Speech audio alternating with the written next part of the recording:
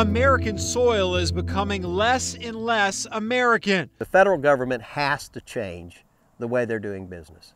We're getting beat by almost every other country in the world. Foreign companies are snapping up land across the country, millions of acres of farmland. But the U.S. government doesn't know exactly how much because thousands of acres are missing from the federal data. We should know, based upon whether it's a national security issue, a food security issue, or who's going to be the next generation of farmers and feed our neighbors. We should know who's buying up America's farmland and for what purpose they're doing it. Hair shape! Joe Maxwell is a lifelong Democrat and former lieutenant governor of Missouri. Even while in politics, he continued to farm his 720 acres. How long you been farming for? I've been farming since I was, about big enough to crawl over a fence. According to 2019 federal data, Canadian companies own the most acres of forest and farmland, more than 10 million. Then the Netherlands and Italy. That data shows Chinese companies own just 247,000 acres of land, a number Maxwell knows is inaccurate. So what needs to happen? We have to stop countries like China. I have nothing against China. You know, China's pretty smart. They said, look, we've got to have food security. How are we going to get there? We can't do it in our own country. Let's go buy up America for the people in China. The Agriculture Foreign Investment Disclosure Act, or AFIDA, requires companies to report foreign-owned or controlled agriculture land.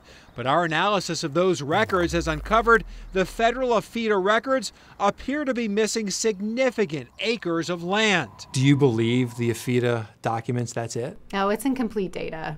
There's no doubt in my mind it's incomplete. I think that there's a capacity for the government to know what owns the land and who's investing, but they're going to have to require public disclosures. Loka Ashwood is a professor at the University of Kentucky. She studied agriculture policy and trends and has looked at corporate land ownership, but like our national investigative team, in many cases found it difficult to pinpoint who owns what. And if we don't have accurate information on who holds the title or who holds the deed, then we're no longer even upholding the basic system of property rights in the United States. We looked at the federal data and found obvious issues, from missing details to thousands of acres of foreign-owned land that didn't show up in the USDA's records. For example, a former Chinese military officer's purchase of 140,000 acres to build a wind farm in Valverde County, Texas, made big news and alarmed lawmakers. We found records with the county's assessor's office indicating one of his entities owned the land, but there's no sign of that in the federal data. In Utah, a local paper reported a ranch started getting hate mail after a Chinese company bought the property in Uintah County about 10 years ago. But when we checked federal data, we found no records of Chinese-owned land there. This Spanish renewable energy company listed solar and wind farm developments online. We found records of its projects in county assessor records in Texas, Iowa, and Nevada, but there's no match for those specific counties in federal data. Do you think we truly know how much land in this country is foreign-owned? No. Simple answer. Simple answer, yeah. Well, we don't.